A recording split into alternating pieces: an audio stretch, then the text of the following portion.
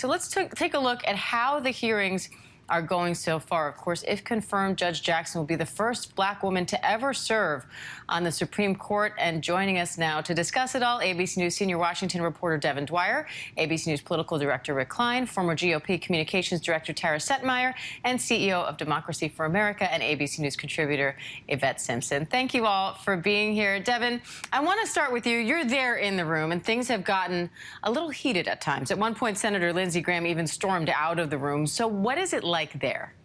It went from heated to boring, Diane, and that was the point of Democrats, really, as we got into this hearing. They want the temperature to come down. They want people not to scrutinize Ketanji Brown Jackson's record, and so that's what we just heard from Senator Whitehouse of Rhode Island, giving us a lecture on dark money behind conservative nominees. But the big takeaway so far is calm, cool, and collected. That's Ketanji Brown Jackson. No missteps, no major gaffes, pretty much what we expected. She methodically tried to disarm those Republican attacks against her judicial philosophy, saying she is determined to be impartial. She believes judges have limited power. She would not substitute her personal or political views for the law. And for the first time, we heard her directly address those allegations from Senator Josh Hawley that she is soft on crime, specifically child porn offenders, endangering children. She offered an emotional response. Very tense moment this morning. Perhaps the tensest of the day so far. You could have heard a pin drop in this room. Republicans promised to be tough, thorough. They've been that so far, Diane, and we still have over 7 hours of questioning to go this afternoon. And I want to revisit that moment that you mentioned, Devin. We heard her getting kind of emotional, a bit more fired up than usual in that response to this question lobbied about why her sentencing during these child porn cases have come to light and whether it actually poses a danger to children. Here's her response. These are some of the most difficult cases that a judge has to deal with because we're talking about pictures of sex abuse of children. We're talking about graphic descriptions that judges have to read and consider when they decide how to sentence in these cases. And there's a statute that tells judges what they're supposed to do. Congress has decided what it is that a judge has to do in this and any other case when they sentence. And that statute doesn't say, look only at the guidelines and stop. The statute doesn't say impose. Tara, what did you think of that response? Did you think it was enough to put these questions to bed, particularly as we wait to hear from Senator Hawley, who is supposed to ask a lot of these? Isn't going to stop the political kabuki theater that we're going to see from a lot of Republicans, particularly the ones that have their eyes on a 2024 potential run for president. But I did think that she was extremely effective in methodically explaining her thought process and the rationale behind it. Because most people, the average American who's watching these hearings or sees the clips, they don't understand the process of the Sentencing Commission, what goes into the rationale for judges' decision-making when it comes to sentencing. Most don't know that Congress sets those parameters. So the fact that she gave that explainer, I think, was excellent. And it's put context around this hot-button political issue that clearly Republicans have zeroed in on to try to portray her in a soundbite political expedient way to cater to their constituency and besmirch her record on this when she's actually not an outlier in any way whatsoever when it comes to her sentencing on this very controversial issue. And Yvette, she was also grilled by Senator Lindsey Graham on the special interest money behind her nomination. He said radical groups who think that the court is full of right-wing nuts and essentially want to pack the court to make it more liberal wanted you nominated over the other candidates, and that, for Graham, is concerning. What's behind all of that? You know, a couple of things. I think Lindsey Graham is really upset because his personal choice was not selected. Lindsey Graham is not the president of the United States. He does not get to choose the nominee. And I think he has hard feelings about Judge Childs not being selected. I think second, they're trying to push this agenda that she's a far left justice, which she is not. I'm a progressive. We support her. We think she's great, but she also gets a lot of support from the middle and the establishment of our party as well. And I love Senator Whitehouse because he did a great job of breaking down the history of the court and the way the GOP has time and time again actually put money behind selecting who gets on the court. And I think to Tara's point, there's a lot of people who are watching this who don't know how all of this works. And so I think Senator Whitehouse using a lot of his time to really counteract this theory that because there are lots of groups of people who are excited about her nomination, that somehow she's being controlled by those groups, when we know that largely over the history of time, the GOP has put a lot of money in controlling justices and have been credited largely with the super majority we have of ultra-conservative justices on the court now. Now, Rick, we've heard Republicans today trying to nail Judge Jackson down on the issue of court packing. She has essentially said, I can't really speak to that. That's a policy issue. It's not something for a judge to speak about. That's Congress's decision to make. So how real is this debate about expanding the court? Well, it's real in Democratic circles, and it has been going back to the campaign, and it has its roots in years of Democrats' frustration with how efficient Republicans have been in filling seats, specifically thinking back to 2016 when the seat, Antonin Scalia's seat opened up with his death some 8 or 9 months before the election, and there was a successful effort by Republicans to keep that seat open. That was an issue that's been asked about repeatedly by Democrats of Republicans, and I thought it was interesting to hear Judge Jackson say essentially what Amy Coney Barrett said when she was asked about the propriety of leaving a seat open for some period of time, which was an issue back in 2020 as well, where she said it's not her call. And she's right, Judge Jackson also right. The Supreme Court itself has no say in how big the court is. It has been its current 9 members, I think 150 years now, but there's nothing in the Constitution about that. There are many Democrats who want to change that. Notably, Joe Biden has not been one of them. He was one of the few major Democratic candidates who didn't want to talk about expanding the size of the court as a candidate. He was a former chairman of the Senate Judiciary Committee. He put together a panel that looked at those issues over the past year after he was put into office, and it was essentially non-committal on the question of whether the court should be expanded. So in terms of realistic legislative proposals, it's not happening. It isn't to say, though, that many Democratic activists and many Democratic senators, including some in that room today, aren't fans of it. But Judge Jackson is right in saying that there's nothing that she, as a Supreme Court justice or as a federal judge, would have to say about that issue. It isn't a matter of that is set by judges in any way. It's a matter of policy set by Congress, signed into law eventually by a president. And I think she ducked it because it isn't her purview. And I think she's right to do it. Republicans, I think, are also right to point out that there's many Democrats who want to make that happen.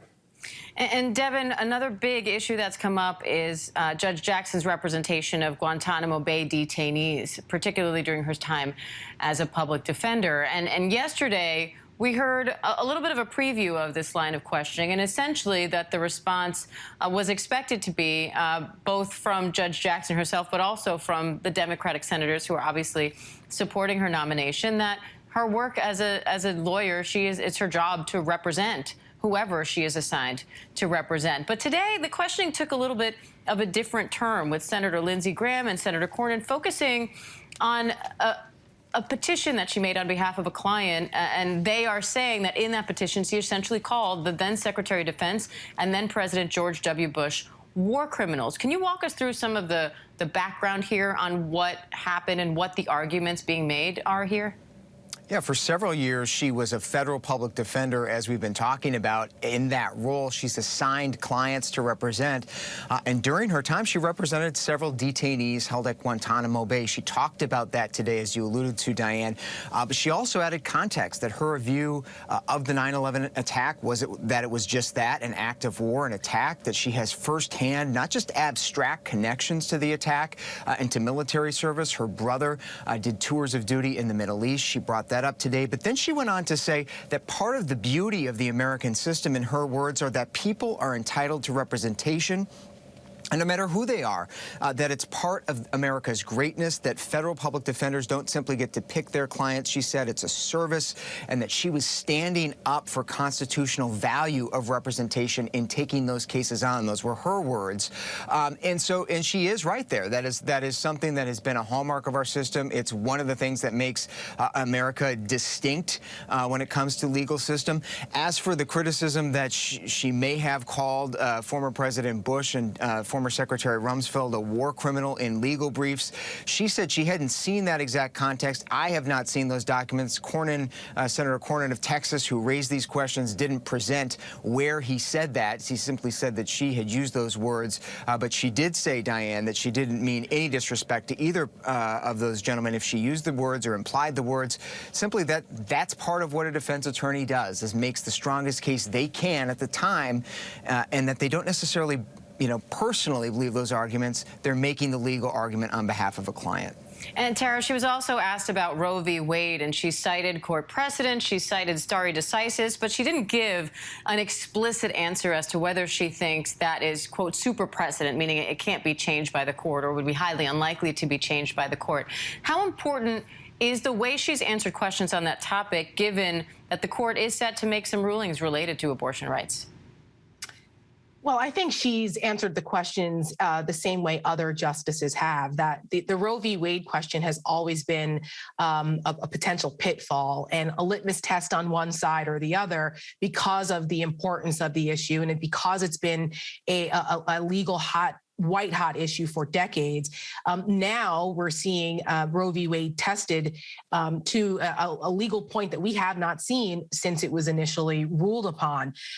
So I think that it doesn't really matter. I don't think that she can't give a direct answer. We already know this. It would be suicide for her to do that. But I don't believe that anything she says about it will have an impact on her nomination or not. I mean, she's playing it safe, which is what every other nominee does when it comes to the issue of Roe v. Wade, because of its sensitivity and because it is before the court in a major way. If she's confirmed, well, she'll have to rule on it. So she's not going to say anything about that of substance beforehand. It wouldn't be proper. And Yvette, she was also asked about the right to bear arms, and she said the Supreme Court has established the Second Amendment as a fundamental right. What did you make of that response? I think she's telling the senators exactly what she's always said. She understands the Constitution, and she plans fully and wholeheartedly to adhere to it. And I think what you're hearing back and forth is basically Democrats and Republicans using this hearing as an opportunity to talk to their constituents and defend their positions. And I think one of the things that she's doing very smartly and rightly is to say, I'm a member of the Supreme Court, and what we do is we pledge a commitment to the Constitution, and we judge whether or not laws, rules are adhering to that. And I think the fact that she said that on the Second Amendment, we talked about she was neutral about abortion. And then when she got a bunch of questions about the Dred Scott decision and marriage equality, she was equally, I think, basically saying, I adhere to the Constitution and to previous court precedent by the Supreme Court. And I think that's exactly what she needs to do. I don't think people at home should be confused and think that she's supposed to answer those questions. The reality is that she's supposed to answer it exactly the way that she did.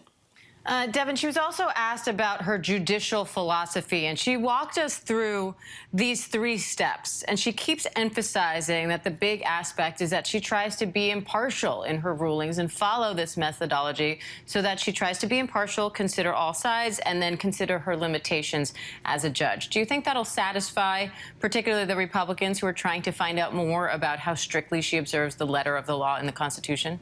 Well, they're certainly trying to pin her down to articulate a philosophy. We talk about liberal philosophies, conservative philosophies. They're going to try to get her to say as much as she can about that, but she keeps pulling back. She's talked about a methodology, how she approaches cases, which you alluded to, looking at the facts, considering jurisdiction as a judge, and then going into it with a neutral mind, impartiality and the like.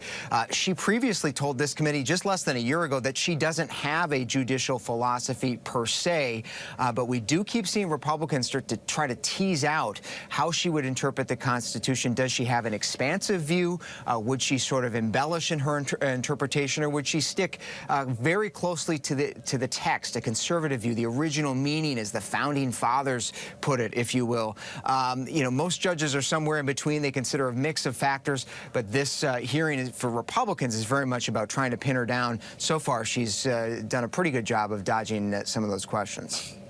And Rick, we know that these hearings always have a bit of political theater to them. We do have some potential 2024 presidential candidates in today's questioning. How much do you think that impacts the way the hearing unfolds? Yeah, Diana, as sharp as it was this morning, it could get a lot feistier through the afternoon, and that is in no small part to the fact that you're going to have some ambitious younger senators taking their moment on the stage. People like Senator Cotton, Senator Cruz, who may run for another run in the presidency, and Senator Josh Hawley. Senator Hawley, in particular, has forecast the issues or previewed the issues that he intends to ask about. A lot of concern that he's raised over her sentencing, straying from guidelines on child porn cases. You saw Senator Durbin start to play some defense on that. You also have Senators Cotton, Cruz, Senator Blackburn from Tennessee, all talking about issues of crime and appropriate punishment, suggesting in no small part that Judge Jackson is soft on crime, in their words, in their view. And there's going to be a lot of questions getting at that and her view in it in broader context of the Biden administration. A lot of what you'll hear this afternoon, I believe, is going to be an indictment of the Biden administration and its handling of crime and immigration issues, its sentencing guidelines. All of those sort of things are the things that Judge Jackson may not be directly involved in as a member of the Supreme Court, but her stance on those issues is going to be important, in part for the political reasons, because this is a platform that no ambitious politician can really want to pass up. You're also going to have some prominent defenders out there, like Senator Booker, who's been a good surrogate for the White House, Senator Klobuchar, people that I think are going to look to do what they can to try to rally the Democratic base, keep them intact. I think this morning kind of faded away the hope that Democrats may have had of Senator Lindsey Graham joining them in supporting Judge Jackson, as she did less than a year ago. So it really is about keeping Democrats together and knowing that there's going to be some very tough exchanges this afternoon, directed at Judge Jackson and also directed at Joe Biden. Well, and Tara, to Rick's point, one of the more heated exchanges today was with Senator Lindsey Graham, who at one point stormed out of the room, not necessarily because of something Judge Jackson said, but because of an exchange with, I think it was Senator Durbin. But either way, he asked her some very pointed questions and expressed some displeasure in some of her answers or non-answers, in his opinion. So do you think, being that this is one of the senators who did support her confirmation the last time she was in a confirmation hearing, do you think Judge Jackson will win any Republican support here? I think there's an opportunity for her to win support from, the usual suspects of Senator Collins, Murkowski, the others who supported her before. Lindsey Graham threw a hissy fit because he's not getting his way and he needs to be relevant again. How many times does he do this? Remember, he did this during the Kavanaugh hearings. I personally believe he single-handedly saved Judge Kavanaugh's confirmation in what I thought was a despicable display at the time. And I was very outspoken about it. But this is what he does when he wants attention, and he turns on the Lindsey Graham theatrics, and he fired off 60 questions at her in 30 minutes. It was premeditated, and I think we should take Lindsey Graham's antics with a grain of salt. Now, Yvette, there was a moment when Judge Jackson talked about how her parents went to segregated schools in Florida. She said it was, quote, a testament to the hope and the promise of this country that she's here today. And Senator Leahy, who had asked her that line of questioning, said that he thought it was good for the country to have the opportunity to hear that. Why do you think he chose to focus on that? I think we have been talking a lot about the historic nature of this nomination, and I think both sides have really acknowledged that, even as they have been tough on her, that this is, an opportunity, for us, I think, right the wrong of 233 years without having this kind of representation, and to really expand upon the diversity that she brings as a good thing. It's really, really hard to be upset with her or to not love the fact that she comes from this very this kind of different foundation of two public school teacher parents, her husband's in the room. She's got these amazing daughters. I mean, I think you have to see this as an opportunity for us to celebrate. And I think that's where I think some of the criticism and some of the theatrics that Tara was talking about, it's really going to play against Republicans, because she was a great pick for a lot of reasons, but also because she represents the hope and the promise of so many people. And I think what the Constitution in its foundation should have been about, really was trying to accomplish. So I'm glad that they've been highlighting that. I think is an important part of this story, and I hope we hear more of that this afternoon.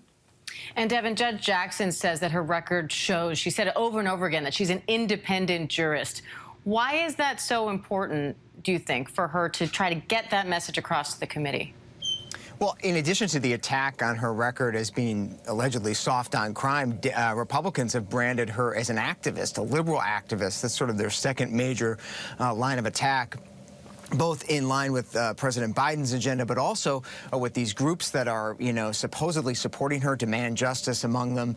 That was the group, if you remember, that was running the advertising van in front of the Supreme Court demanding that Justice Breyer step down. So, they're trying to paint her into a corner here, but she keeps repeating her methodology, her philosophy, independence, transparency, all of these values, saying she would be a limited judge. She wouldn't bring her personal views. We hear that a lot, no matter who the nominee is here in the courtroom. But today we have heard it a lot from this particular nominee because of some of those accusations from Republicans. And Rick, what are you watching for as the questioning resumes? I think the key thing is going to be, is there something that gets Judge Jackson out of her game, out of her element? Because so far she's been very, very good at taking whatever Republican senator asks and turning it in a direction that that either disarms or de-escalates. A lot of the questions this afternoon are going to be significantly sharper, and in many ways questioning her judgment as a judge as well as a person. I thought her answer to Senator Durbin at the beginning of the hearing, during that first round of questions about how she reacted when she was accused yesterday and in the last couple days of being soft on child porn offenders, was just a little insight into how personally she took it, about how she said as a mother, nothing can be further from the truth. And the detail that she went into in her courtroom interactions in the past, I think, were really, really fascinating. And I think that's the kind of thing that, seeing her as a person, that could be determinative if there's going to be an issue with this confirmation. I think are Republican senators, to the issue that Tara made earlier outside of the hearing room today, who are watching it carefully for signs like that too. I think Senator Graham, very unlikely to support this nomination. Probably none of those Republicans on the committee are going to support her, either on the committee or on the floor. But there are a few still that might feel otherwise, and they could be in part shaped by how she handles this. No question she has the legal mind, the legal know-how. I think how she handles some pointed questions that she's almost certain to get will be interesting. And I'll be interested to see if Republicans talking more detailed about her own record. A lot of talk this morning about how previous nominations have been handled. Senator Graham, in particular, very upset still about the couple of the Trump-era nominations, particularly the Brett Kavanaugh one. That looms in his head and over the committee room today. And we heard Senator Graham talking about the Kavanaugh hearings, talking about the Coney Barrett hearings. He asked Judge Jackson a lot about her faith, but seemingly to imply that it should not be a part of these hearings. Devin, what did you think about that whole exchange, and what is Graham trying to do with this line of questioning? Well, Republicans are still angry, for lack of a better word, Diane, over how the Democrats on this committee have treated Republican nominees under President Trump, specifically Amy Coney Barrett and Brett Kavanaugh, two devout Catholics. They were asked a lot about their faith during these hearings. Of course, Catholicism and the court have come up over the years. There are more Catholics on this court than at any time in history, 6 Catholics on the U.S. Supreme Court right now. And you may remember that during Amy Coney Barrett's hearing, she was really scrutinized for her participation in that group called People of Praise, a conservative community with its views toward women and families. So by his grilling of Judge Jackson today, he was trying to create both a comparison to that to make a point to Democrats and made Judge Jackson very uncomfortable. It was, I'd say, sort of one of the other two big tense moments of this hearing so far. He outright asked Judge Jackson, which faith are you? How often do you go to church? On a scale of 1 to 10, how faithful are you? She looked very uncomfortable. Obviously, I think to most people, you'd say that's not really an appropriate line of questioning for this sort of a hearing, but the point he was making was simply that Democrats had gone there with Republican nominees, and he was sort of trying to paint that picture. She handled herself with grace, but there was no question that she was a bit rattled by those questions, Diane. Devin Dwyer, Rick Klein, Tara Setmeyer, and Yvette Simpson, thank you all. Hi, everyone. George Stephanopoulos here. Thanks for checking out the ABC News YouTube channel. If you'd like to get more videos, show highlights, and watch live event coverage, click on the right over here to subscribe to our channel. And don't forget to download the ABC News app for breaking news alerts. Thanks for watching.